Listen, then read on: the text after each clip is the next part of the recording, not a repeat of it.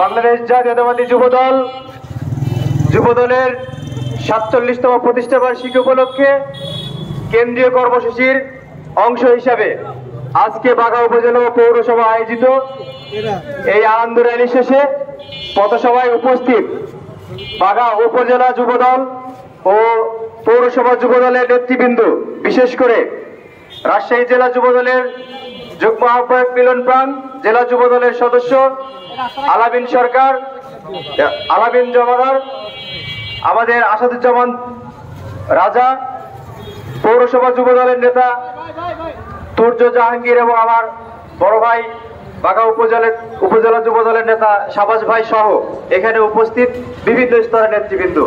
আপনারা জানেন, স্বাধীনতার পর যখন এই ফ্যাসিস্ট আওয়ামী লীগের দুঃশাসনে বাংলাদেশের মানুষ অতিষ্ঠ হয়েছিল, ঠিক তখনই বাংলাদেশের মানুষের শান্তি ও স্বাধীনতা রক্ষার জন্য বাংলাদেশ জাতীয়তাবাদী দল একটি আদর্শিক দল হিসেবে, গণতান্ত্রিক দল হিসেবে, ইসলামিক মূল্যবোধ চেতনার দল হিসেবে আত্মপ্রকাশ করেছিল এবং প্রতিষ্ঠিত হয়েছিল।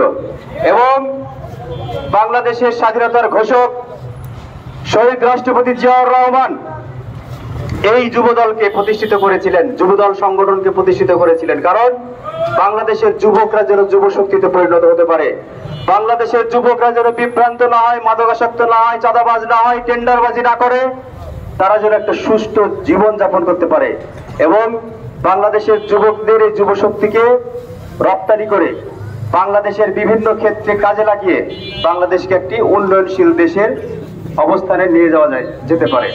সুতরাং এই যুবদল বাংলাদেশের ভাগ্য নির্ধারণের দল। আপনারা জানেন, অন্যান্য সংগঠনেরও যুব সংগঠন আছে। তারা কি করত? তারা মানুষের কাছ থেকে ছিনতাই করত, তারা অফিস আদালতে গিয়ে চাঁদাবাজি করত, টেন্ডারবাজি করত, মানুষের সম্পদ কেড়ে নিত। কিন্তু বাংলাদেশ জাতীয়তাবাদী যুবদল মানুষের বিপদে পাশে থাকে, মানুষের দুঃখ কষ্টে পাশে থাকে, বাংলাদেশের মানুষের ভাগ্য পরিবর্তনের জন্য দেশনায়ক তারেক রহমানের এজেন্ডা নিয়ে কাজ করে, ৩১ দফা বাস্তবায়নের জন্য যুবদল কাজ করে। এই যুবদল সামনের দিনে বাংলাদেশে ধানের শীষের বিজয় আনার জন্য ঐক্যবদ্ধভাবে কাজ করবে। আমি এই বাঘা উপজেলা এবং পৌর যুবদল নেতৃবৃন্দকে সকলকেই অনুরোধ করব, আমাদের মধ্যে ভেদাভেদ ভুলে, আমাদের মধ্যে ঐক্য ঐক্যের কথা চিন্তা না করে বাংলাদেশে ধানের শীষের বিজয়ের মাধ্যমে বাংলাদেশ পরিচালনার দায়িত্ব যেন আমরা দেশনায়ক তারেক রহমানের হাতে তুলে দিতে পারি, সেই লক্ষ্যে কাজ করতে হবে। সুতরাং আমাদেরকে একটাই লক্ষ্য, আমরা সকলে ধানের শীষের লোক, আমরা সকলেই শহীদ জিয়ার আদর্শের লোক, আমরা তারেক রহমানের এক একজন, বাংলাদেশের এক একজন আমরা সৈনিক। সুতরাং আমাদের দায়িত্ব অনেক।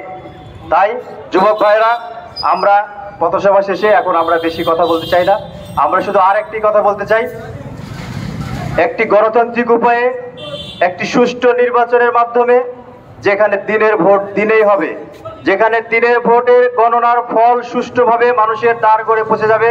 ১৭ বছর যে মানুষগুলো ভোট দিতে পারেনি, বিশেষ করে তরুণ সমাজ, নতুন ভোটাররা অধীর আগ্রহে বসে আছে কিভাবে ভোট দিতে হয়, কিভাবে ভোট কেন্দ্রে যেতে হয়, তারপরে সেই ফলাফল কিভাবে পেলে আনন্দ পাওয়া যায়, উৎসব হয়, এই উৎসবের দিকে মানুষ তাকিয়ে আছে।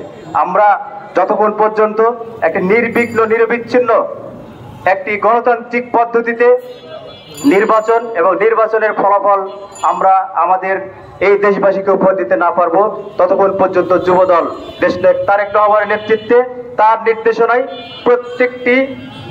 প্রত্যেকটি নির্দেশনা পালনের জন্য আমরা মাঠে থাকবো। ঠিক আছে? সকলেই আমরা এদেশে একটি সুষ্ঠু নির্বাচন চাই, যে নির্বাচনের মাধ্যমে মানুষের মতামত এবং মানুষের এই ভোটের অধিকার প্রতিষ্ঠিত হবে, যার জন্য আমরা এতদিন লড়াই করেছি, এত জীবন দিয়েছি, এত জ্বালা নির্যাতন, ঘর বাড়ি ছেড়ে আমরা নির্বাসিত হয়েছি। সুতরাং আমাদেরকে ভুলে গেলে চলবে না সেই ১৭ বছরের নির্বাচন। আমি সাধারণ জনগণকে, সাধারণ মানুষ যারা আপনারা আমাদের এই আওয়াজ শুনতে পাচ্ছেন, সকলকে জানাই, আমাদের দেশনায়ক তারেক রহমান যে ৩১ দফা আমাদের এই দেশ স্বাধীনতার পর থেকে যে স্বাধীনতার স্বাদ গ্রহণের জন্য আমরা চেষ্টা করছি, সার্বভৌমত্ব রক্ষার জন্য চেষ্টা করছি, সাধারণ মানুষের অধিকার প্রতিষ্ঠার চেষ্টা করছি, এই ৩১ দফার মধ্যে সবকিছুই আছে। আপনারা আমাদের 31 দফা পড়বেন, 31 দফা পরিবারকে শোনাবেন, প্রতিবেশীকে শোনাবেন, ধানের শীষে ভোট দিবেন। ধানের শীষে ভোট দিয়ে ধানের শীষকে জয়যুক্ত করবেন। ইনশাআল্লাহ দেশটাক তারেক রহমানের নেতৃত্বে বাংলাদেশ একটি সোনার বাংলা গড়ে উঠবে। সকলকে ধন্যবাদ। বাংলাদেশ জিন্দাবাদ, বাংলাদেশ জাতীয়তাবাদী যুবদল জিন্দাবাদ। আসসালামু আলাইকুম।